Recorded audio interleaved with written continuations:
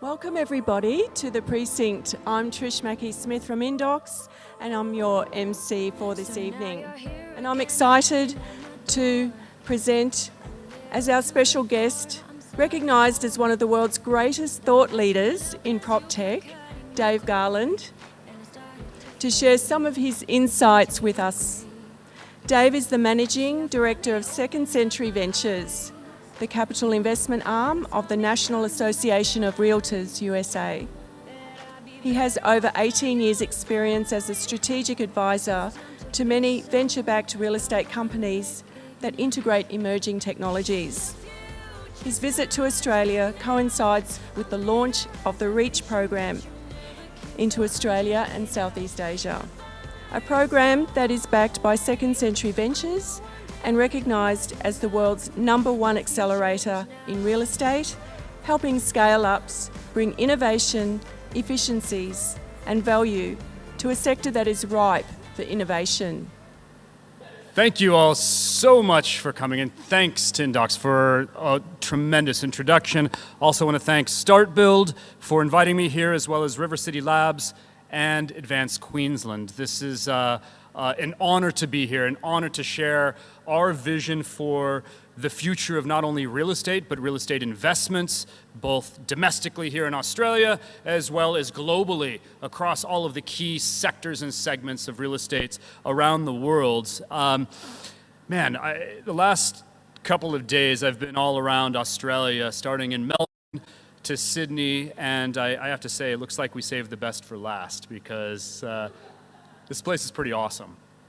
It's pretty special in a lot of different ways. And my team here, Shelley and Isaac, would you two please stand up? I just want to recognize these two wonderful individuals who they oversee REACH Australia and Southeast Asia, and they've done a tremendous job of shepherding me around and introducing me to tremendous individuals with fantastic visions for the future for not only Australia, but for the property technology space around here and as well as the globe. And these are two brilliant individuals, and I think it's instrumental for me to say that, like about the people that you bring into your team, and these two are among the best and brightest, and I'm proud to have them as part of our team at Second Century Ventures and the REACH program. Today, I want to talk a little bit about property technology, some of the things that I'm seeing across markets around not only the US, but around the world, and talk a little bit about just real estate in general and some of the experiences that I've been very lucky and grateful to be part of. And part of the REACH program, which is a subsidiary of Second Century Ventures, which Second Century Ventures has one limited partner, and that is the National Association of Realtors, which is the largest trade association in the world. And that trade association really has the mission of keeping the real estate practitioners central to the transaction. And that's a growing theme that I'm going to be discussing a little bit more in this particular presentation, and hopefully it elicits a number of questions that many of you may have about what it is that we're doing here and what our vision for the future is. But a lot of people think that we're about technology at Second Century Ventures. And yes, we are a venture capital fund. And yes, we invest in companies that focus on technology. But at the end of the day, it's not about technology. We do a lot more than just technology. We compete with technology, but we win with people. And when we win with people, we can change an industry. And when we change an industry, we change it globally, not just at the level. And that's really the underlying thesis of why at Second Century Ventures we have a mission, which is to really invest in technology companies that serve to keep the real estate practitioner at the center of the transaction. And what do I mean by that? Sorry, I'm a walker, so I got to walk around. What I mean by that is something very simple, and that is this. Practitioners around the world have been involved in an industry that is one of the oldest industries in humankind. And I can tell you, especially to a group of technologists and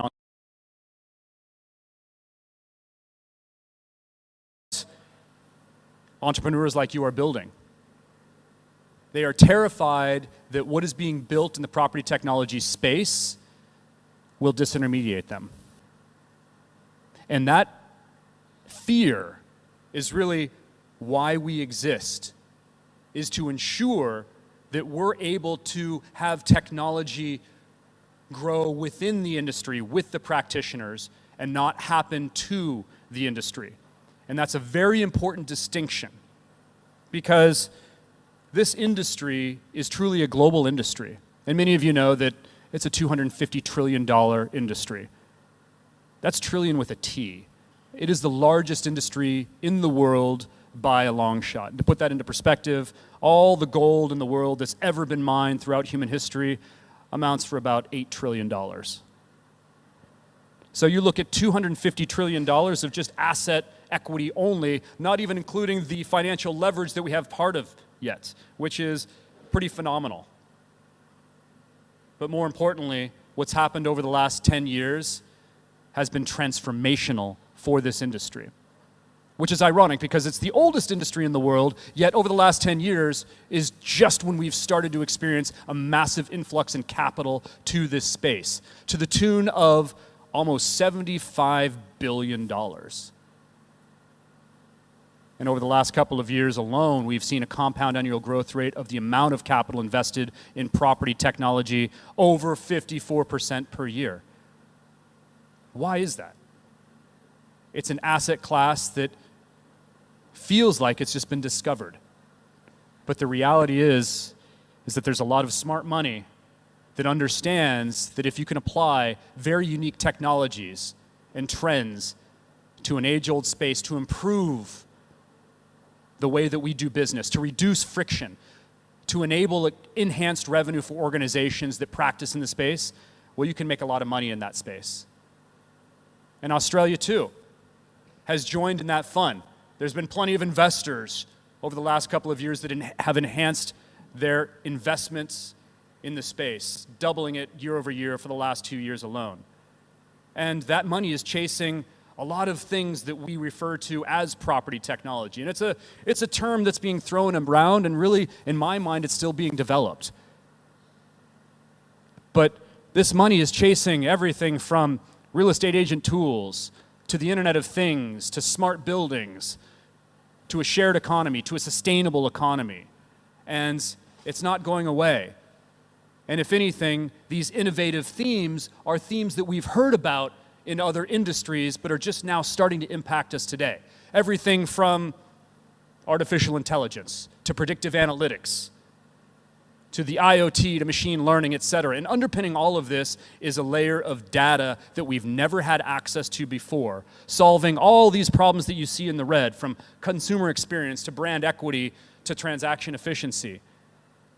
And if you ask the experts, those practitioners, where they feel the biggest impact is going to be over the next couple of years, there's a lot of expectations that this technology will be, in fact, transformative in the way that they do business. Everything from blockchain to AI to big data and analytics to autonomous vehicles. This will change the way that we act and interact within the built world itself.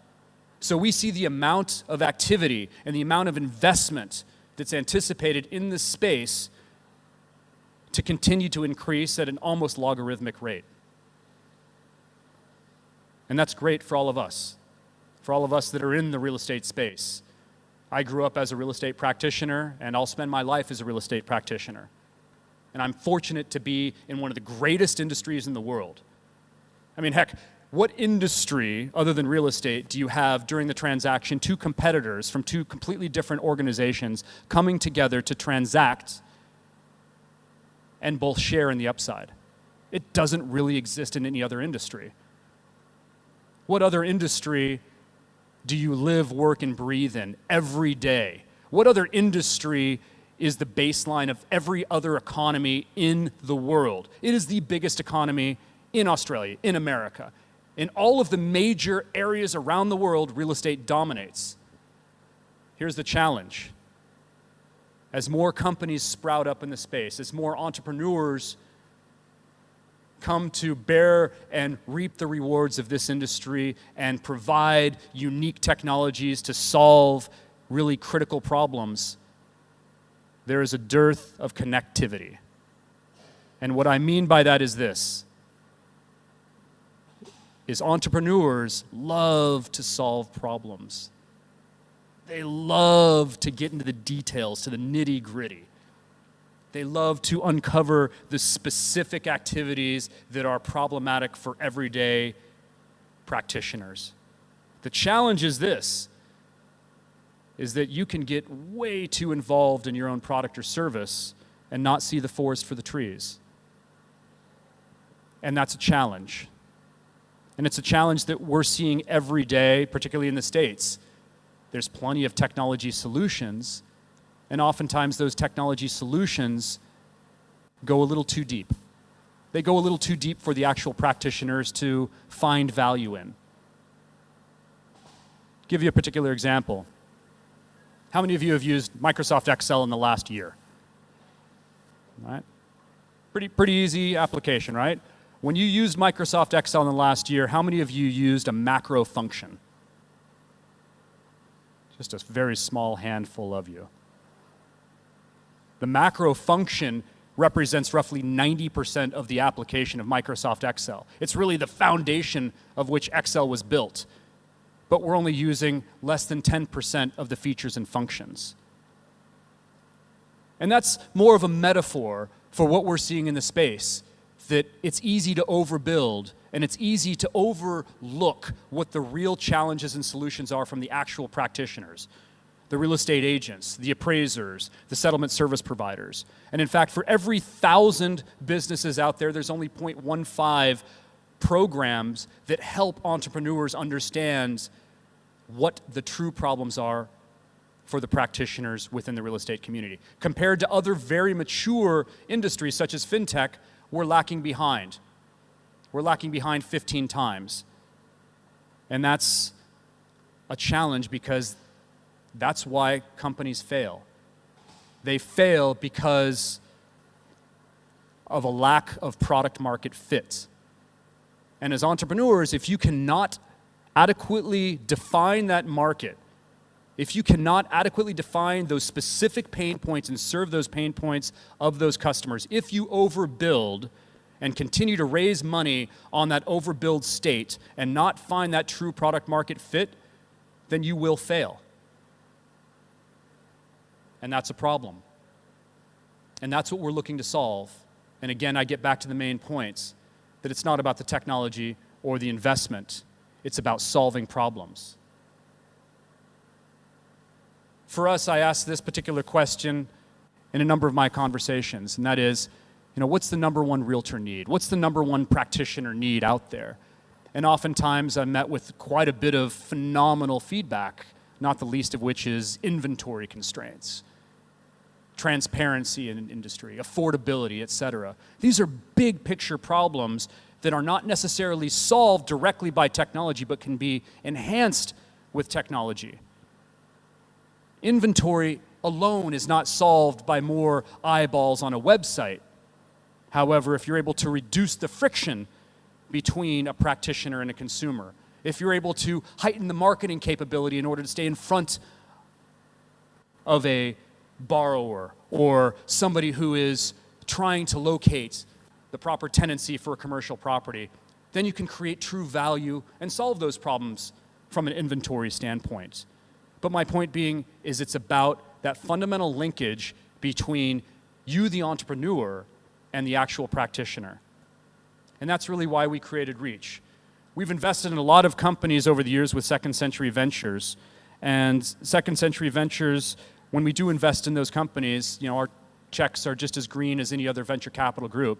But we rely on our ability to punch above our weight and actually make markets and actually provide value for these entrepreneurs that we invest in and bring services to a ready, willing, and able body of practitioners that want this technology, that are craving this technology. Our best investment to date by far has been in our Reach Growth Program. This Reach Growth Program enables us to see into the future. It enables us to connect our practitioners with up-and-coming technologies and ideas and services that will serve this industry for years to come. And we've had a pretty good run at it, too. This 9-month decentralized program in the States that has gone on for about 8 years and brought with it more than 60 successful companies. And we've learned a lot over this period of time. Anytime you provide detailed activities and opportunities, mentorship, investment opportunities, product testing to a group of companies that are hungry to serve, you learn a lot. One of the most important things that I've learned recently is that technology doesn't care about borders. And the best technologies and the best themes will supersede borders. And I wasn't joking when I said that I think we saved the best for last when I came to this part of Australia, because over the last couple of years we've had some phenomenal companies come through our program, and not just from the United States. We've had companies from Australia enter our program in the United States who have wanted to make a market there. Companies like Active Pipe out of Sydney. This year we have a company called Rate My Agent, which is part of the ASX, that is making phenomenal inroads into the US market. As a publicly traded company here, we were able to see very deeply as to how they activated this market and how they were able to move the market. And now we're able to move the market for them in the United States. And one of my favorite companies, of course, is one of the local heroes here, and that's Box Brownie. Their work ethic is second to none in my mind, and what they do in the United States is an icon for success for many startup companies. They are hungry to serve. And I think that if you haven't met any of the representatives at Box Brownie yet, I encourage you to do so. These local guys are phenomenal at what they do, and we are proud to have them part of our program. But the bottom line being is that as we bring these companies in, they're not just from Australia coming to the United States, or not just from Germany coming to the United States. We're seeing the reverse happen as well. Companies that have matured, companies like Updater, who have successfully dominated the US market in terms of moving services, we've been able to provide value here in the Australian market. When they came to Australia, they found not only a ready, willing, and accepting market for their products and services, what they also found was that it's a heck of a lot easier to go public in Australia than it is the US. And that's something to keep in mind when you do need an additional level of capital. And for a lot of these reasons, we are about solving problems. Every single one of these companies solves a very unique problem for the real estate practitioner. And if you categorize all of these, this is where they've fallen into over the last 8 years. We're anticipating expanding these categories as we continue to expand our services and expand this thesis of technology being prevalent across borders right here, starting in Australia and Southeast Asia. And that narrative will continue throughout Europe and South America. And we want this ability to be able to have organizations, when they're ready, to cross borders, to grow, to enhance their services, to solve problems, to reduce costs for the practitioners in the space, and to provide a level of certainty for them that they're not being disintermediated, rather that they can grow with you, with the technologies. Give you an example of some problems that we've recently solved as part of our investments that were very prevalent within not only the US real estate industry, but other industries as well. For instance, accuracy and the predictability of a home's value. That's always been a tremendous problem in the United States. Well, we invested in a company called House Canary. House Canary really differentiates themselves by providing incredibly accurate valuation tools for every single US property, and now into Canada and beyond. Companies that seek to maximize a property's value prior to close, well, organizations like Curbio are really interesting to us, especially in the face of what we see in the United States called iBuyers, which is a phenomenon that's been around for decades, but now actually has a name to it. iBuyers, or institutional buyers, are buying properties at a rapid clip and renting them back to homeowners or potential homeowners in a given area. Curbio provides a very unique solution to enhance a property's value prior to a sale without any money out of pocket from the seller. Organizations that want to validate an agent performance. I think all of us know this organization here in Australia that I just mentioned, Rate My Agent, that's experiencing tremendous growth not only in the real estate space but also in other industries, which brings up a very important point. From a venture capital perspective, I'm looking for returns just as much as I'm looking to keep the real estate practitioner at the center of the transaction. But in order for me to get those returns, we tend to invest in companies that serve not just one market, not just one industry, but have ubiquity across multiple industries. And that's something important to think about when you are developing your own products or services for the future. Here's an interesting problem that we've seen that we've had for quite a while, and that's finding a notary 24/7. Whether it's for a divorce, or whether it's for a marriage certificate, or whether it's for a property transfer, or anything in between. Notarize is becoming one of the universal solutions for that. And we're able to, again, punch above our weight from the National Association of Realtors standpoint in assisting companies like this in crafting legislation at the state, federal, local levels in order for them to understand that it's okay to validate a human existence with a signature online and not necessarily in person. Transferring knowledge from a property from a seller to a buyer has always been a problem. Well, we've got companies like Centric that have helped solve this problem. Fixing ugly photos. The homegrown heroes here, Box Brownie, the Botox for photos. We love their story. It's simple. It's concise. But more importantly, they're not just Photoshop experts. They're solving logistics problem.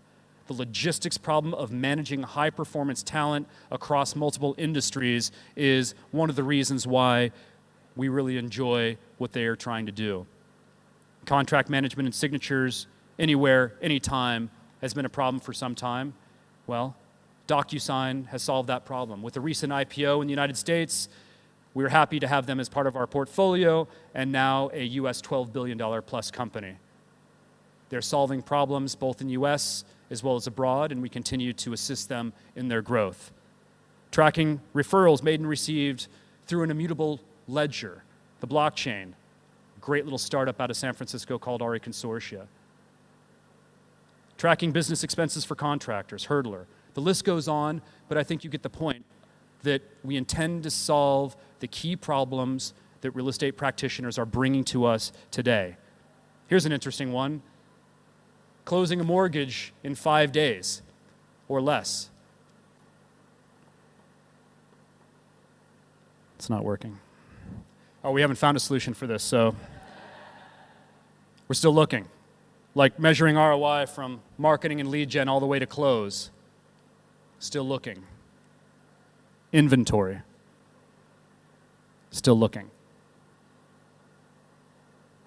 But these problems are not just resigned to the residential space or the commercial space.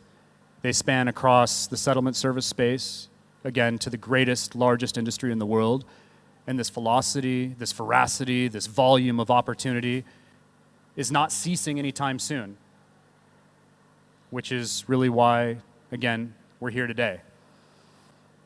To help address some of those challenges and to provide a buffet of opportunities for the best and brightest startups around the world to help them grow, to help them position themselves to solve the biggest problems of real estate practitioners around the world. With that, I'd love to turn it back over to you, and thank you so much for your time and hearing me out for our vision for the future. Thank you.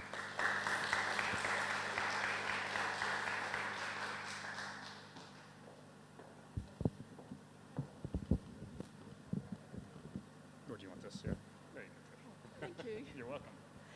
Thank you very much, Dave. A very passionate presentation about the current and future trends of PropTech. Really appreciate that. And now it's my pleasure to introduce you to Craig O'Kane. Craig is the Director of the Queensland Chief Entrepreneur, often known affectionately as the Captain. Craig has been assisting Queensland startups and scale-ups to think global and actively promotes the Sunshine State of Queensland as the best place for international talent to run their businesses. I was fortunate to join Craig on a trade mission to London in June this year when he received his MBE, Order of the British Empire Medal, in recognition of his services to the UK-Australia relations and international trade. Prior to his current role, Craig has held senior roles working for the UK government as Head of Office of the British Consul at Brisbane and Director of the Investment for the UK Department for International Trade. During that time, he worked with major Australian businesses, assisting them to achieve international success. Craig also has a background in property. Before entering the diplomatic service, Craig qualified as a chartered surveyor from Heriot-Watt University in Edinburgh and attended Hills Road College, Cambridge. He then worked as a property funds manager, managing assets worth over $500 billion. Craig has had extensive association with property investment and innovation. The ideal person to now facilitate a deep dive into PropTech with Dave Garland, followed by a Q&A with the audience. Thank you, Craig.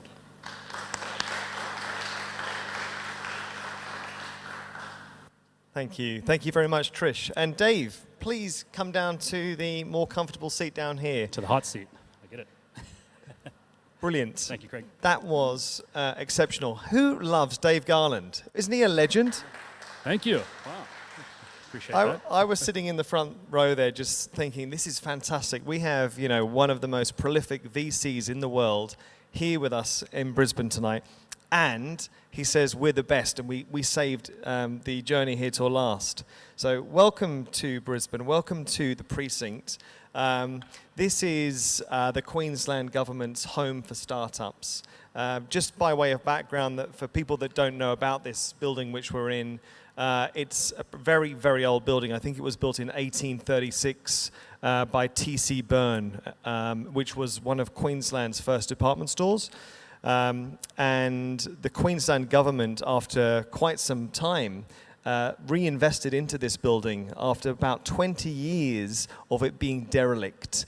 So from, I think it was probably the early 90s, and then, right through until when it was brought back to life, we invested about $15 million into this asset, which has been matched by those tenants and those occupiers by another $15 million. So it's about a $30 million investment we're sitting in here, and this is the home of startup land. So welcome to Brisbane, and thank you so much for your kind words about our state and our city. Thank you. I mean, and this is a wonderful venue, I might add. You see a lot of incredible co-working spaces in the startup world, everywhere from San Francisco to Paris, and this is one of a kind. I think that you should be very proud of what you've built here, and I love the space. It's kudos to you. Cool. So we might go deep dive, and then I'll open it up to the floor here tonight. But I know all of you have got a keen interest in either property investments or in PropTech, or are here for an educational aspect as well. So do think about your questions before we open it up to the floor.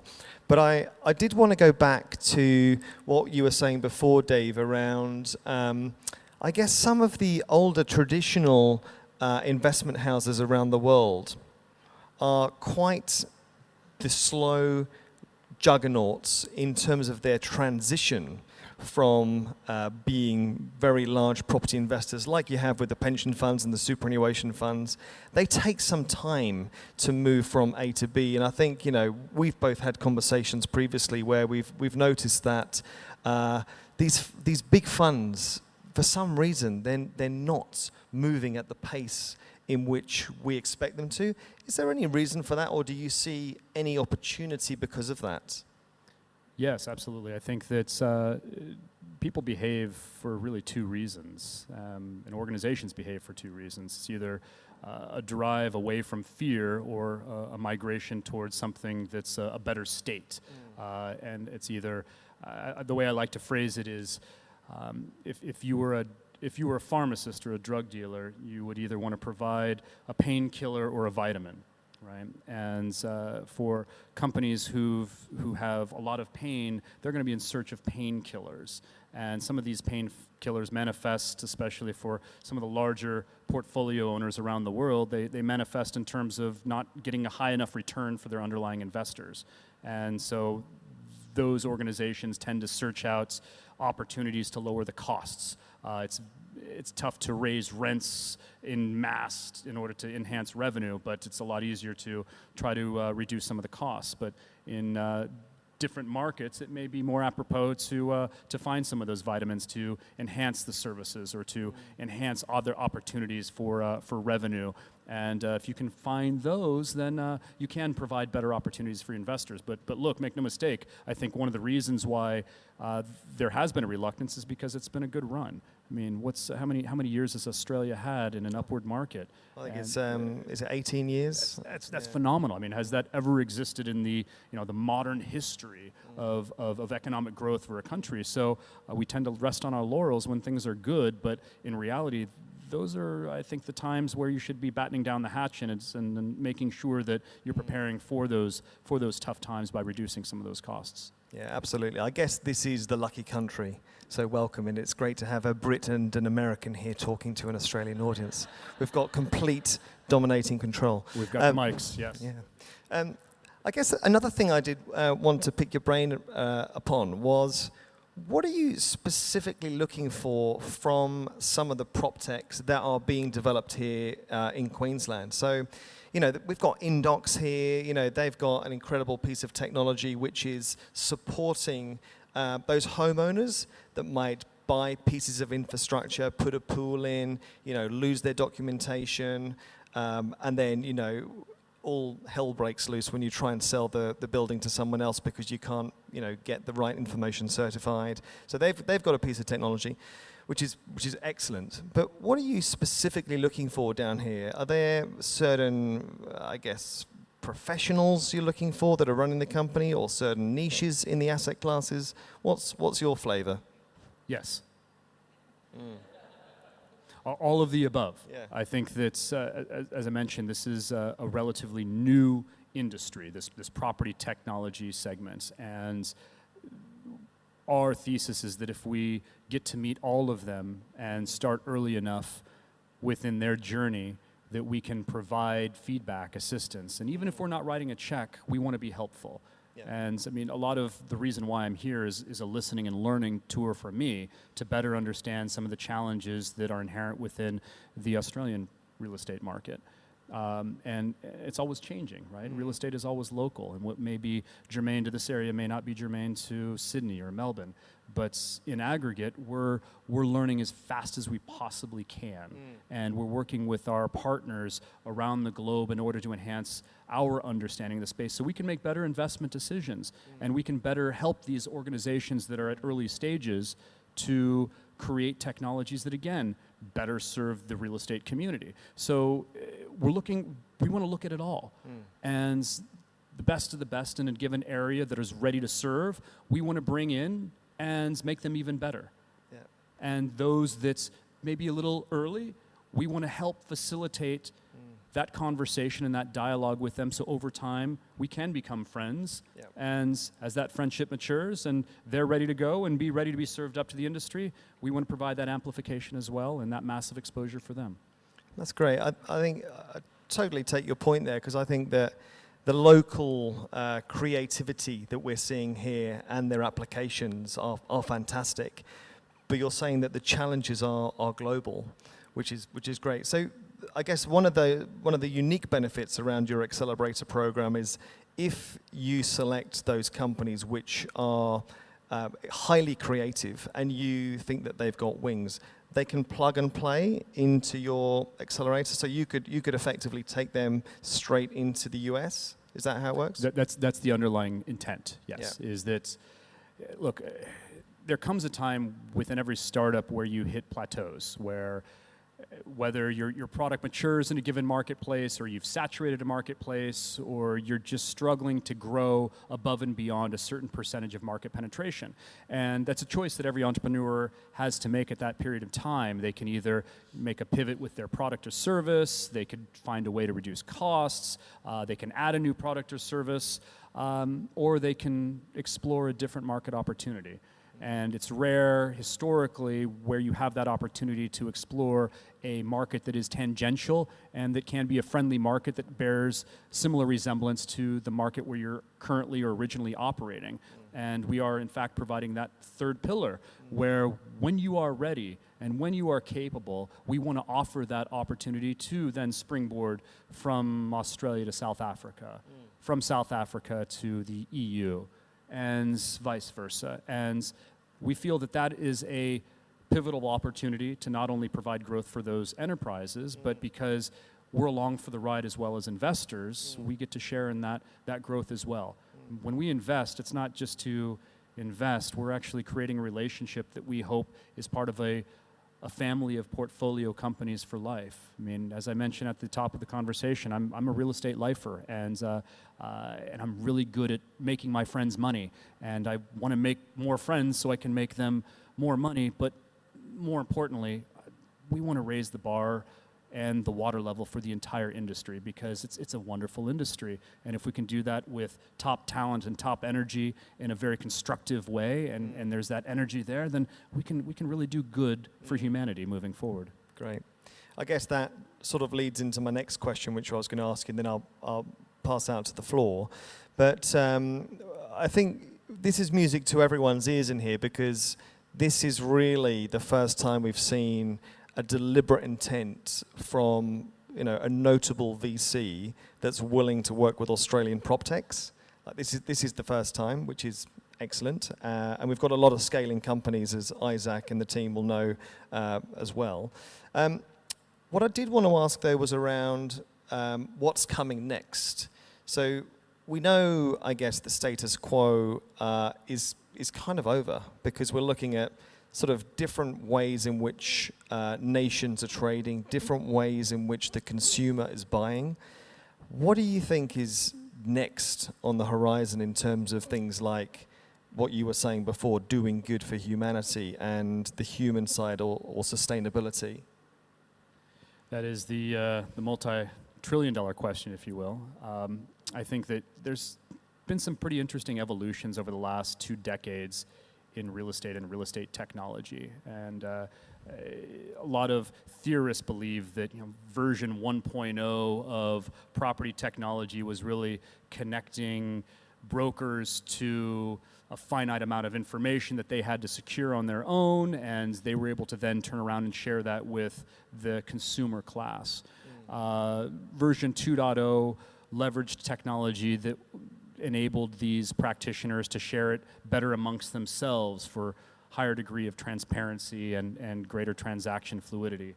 And I think that as we've entered this stage of PropTech 3.0, the idea is greater transparency and communication and fluidity of data and information to those consumers, and the applicability of that information to the consumer class, to where the consumers know just as much as the practitioner, whether you're in the construction space or the property management space or in the property transaction space. The consumers do have access to more data than they've ever had before. The trick is that how do you maintain that focus in this new sea of information? And I think that's really where the rubber will meet the road, and those organizations that are able to take that information and construct products that meet specific needs of those consumers, whether those consumers be end users of a new development facility, whether those consumers be governments, or whether they be non-real estate practitioners. The bottom line is that there needs to be a greater level of transparency in the space and reduced friction in order to get that information to them. And I know I'm speaking in broad sort of theoretical levels, but ostensibly I would argue that most of the technology that's being built in this room and beyond is based on the ability to have access to this data. And without that ability to have data in a very fluid fashion, then we can't we can't grow as an industry.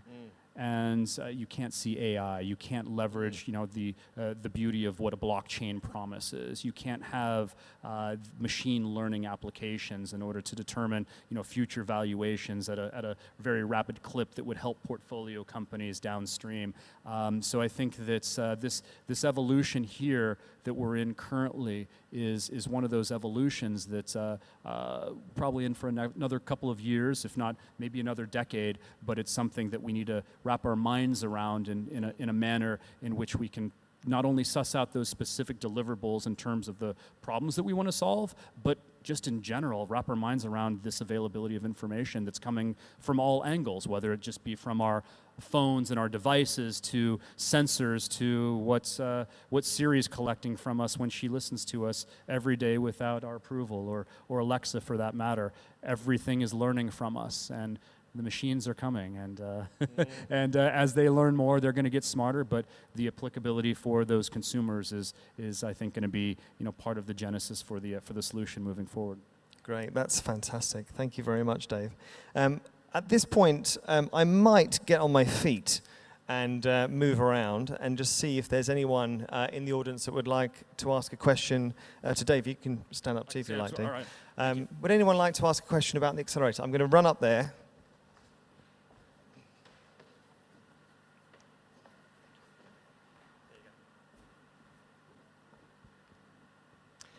Hi, Dave. Craig Devison from propertytech.ai. Dave, interested to get your feedback on how we as a local community could position AI. It's rumoured that we'll be creating an AI hub locally, and as you said, the practitioners in this space are very concerned about technology. And I think some of the technology companies have been talking about robots and these sorts of things that are how to displace people as opposed to enable people. So really interested in your feedback for AI companies and an AI hub potentially in this area on how we'd position that moving forward, and what you've seen as your experience around the world. Great question, Craig. And AI, we're still at the very, very early stages of. And bottom line is, without humans, the best AI in the world is pretty stupid. And but that's changing. Sentient robots, they're coming, whether or not they come in our lifetimes or not. But the Terminator 2s of the world, who knows if that's overblown. But the bottom line is that we need to figure out a way that we can provide the appropriate information and data into the systems that create the AI to ensure that the output and the decisions that they're able to make and manifest on our behalf are applicable to our real estate space. Give you a quick story on that. There was anybody play poker here? There was a famous poker tournament that took place about 1.5 years ago in Vegas among the best poker players in the world. And these poker players, everybody knew all of them, and it was a no-holds-barred, unlimited poker tournament for a pot of about $5 million US. And there was one newcomer to the table, and it was a newcomer that was a piece of artificial intelligence created by University of Carnegie Mellon. And this piece of AI didn't know the game of poker, and it had to learn over a period of 2 weeks. And it stayed in the game over that period of 2 weeks. And it learns how to interact in a game with literally infinite possibilities. Layered on top of that, the ability to bluff. Well, over a period of 2 weeks' time, this Labardis system not only beat all of the best players in the world, it destroyed them, and it took home the $5 million prize. And what it showcased was the ability for artificial intelligence to learn quintessential human behaviors in a mathematical function. For instance, things like bluffing has a lot more to do with math than it does just with human emotion and human baseline intelligence. And it's about what we can train these machines to do to better the plight of humanity. And there are a lot of opportunities, which is really one of the reasons why we want to get at the ground floor of working with these technologies and introducing them to how real estate is transacted, to be able to fundamentally shift the way that we can enhance relationships. Because no matter how good technology gets, no matter how good AI gets, it will never replace the underlying relationship between the participants in the real estate industry. Relationships are foundational to real estate, and that is something that will never change. Another question here from Jesse. Hi, Dave. Jesse Lee, I work at Suncorp and I'm also a property developer. Very passionate about Queensland and the property industry in general. My question largely relates to one of the issues that's widely regarded for Queensland is a lack of tech talent and business diversity in general.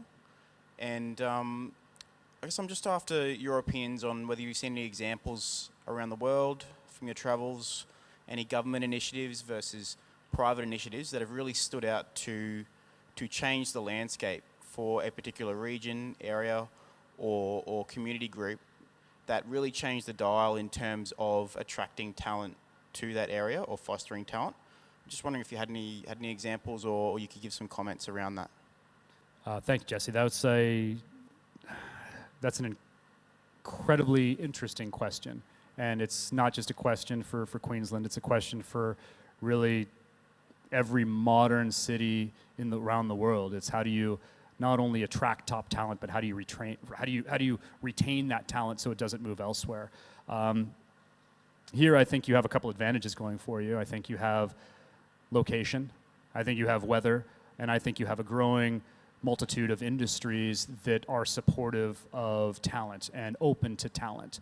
And on top of that, you have an incredible education system, and you have a government that is wanting this level of growth and open to this level of growth and accepting of unique perspectives and unique dialogues. And I think that those are foundationally the ingredients to attract the talent in.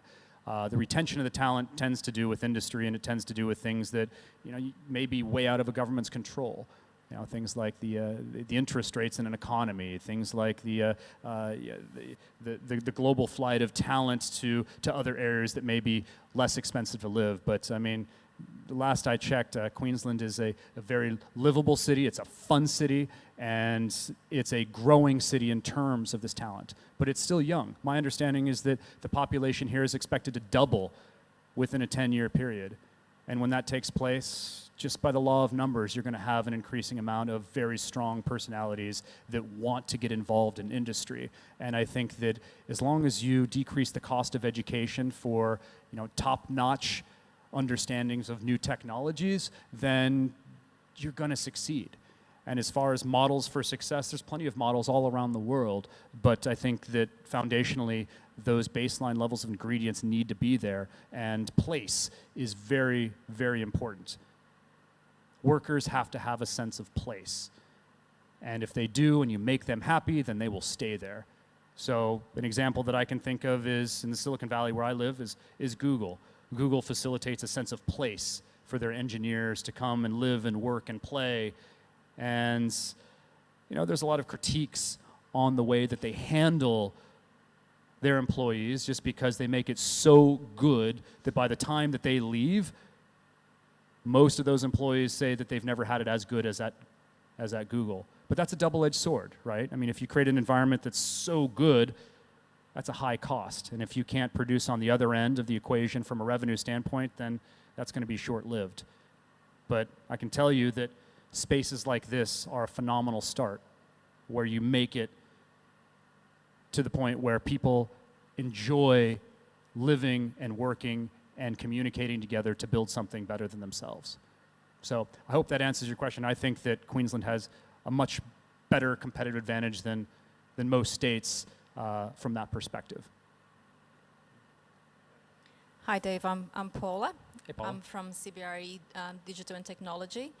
And I wanted to ask you, I think the biggest benefit of an accelerator program that goes cross-border is the level of collaboration that you can get, especially when you have, different startups in different parts of the world that are trying to develop the same thing or solve the same problem. How do you see that level of collaboration and sharing of learnings as well, which can really, cut the time that, a specific startup will actually get to a specific place, or know how that solution has actually worked in other parts of the world? And furthermore, how do we build that bridge with larger property companies that can take advantage of that as well, and just have that level of partnership? That's a great question. And as I suggested before, what we provide within our growth program is a buffet table of opportunities, from mentorship to investment to education to product testing, et cetera. It's a massive buffet table that when these companies come in, the only thing that we ask is that they come hungry. But one of the things that we're doing when we're setting that table is trying to really get the DNA of the cohort right. Because no matter how much we educate these companies that come in, no matter how good we are at providing mentorship for them, they inevitably learn more from each other than they do ourselves.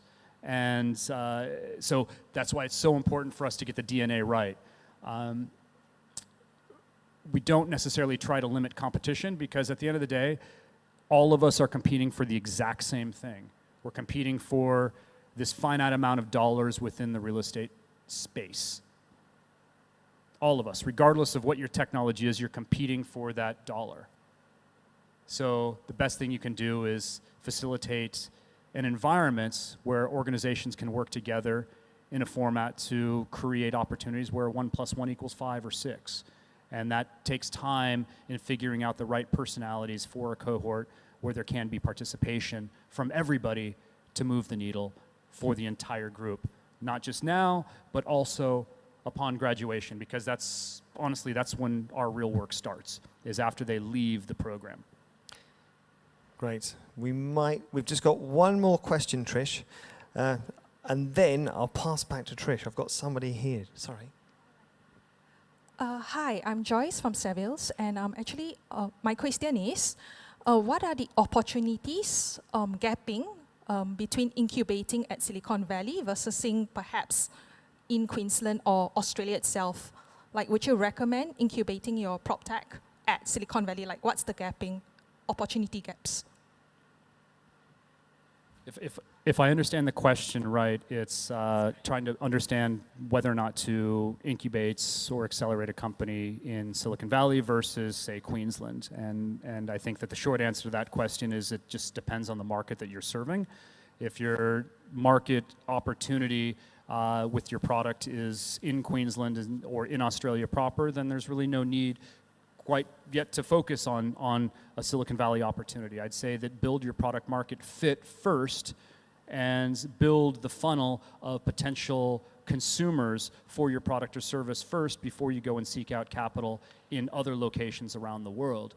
Because if you can prove that product market fit, then you have the baseline for sustainability. I showed a slide that looked back on companies that had failed, technology companies. That was technology companies in general, not just in the prop tech space. The number one reason companies fail is because they inadequately understand the market opportunity, the market demand, or the product market fit. And if you can't fully connect with your customers and you overbuild, you over-engineer, then that's a recipe for disaster and a recipe for losing a lot of money and a lot of upset investors.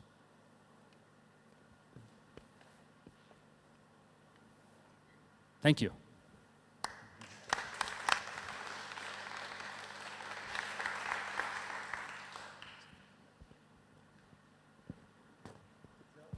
It's not working. It's working. Thank you very much, Craig and Dave. That was an excellent discussion and great engagement from the audience. Lots of wonderful insights there. So thank you very much. An exciting era in prop tech, definitely. I would like to, a round of applause, please.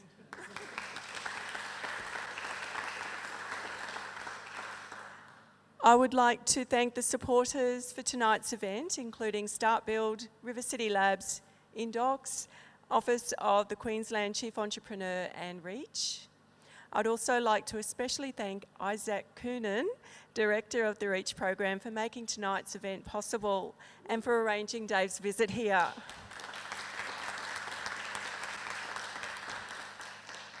Also, a very special thanks goes to my team, my co-founder Andrew, Chris, Marcio and Jay. There you are. Thank you very much for helping us with tonight's event.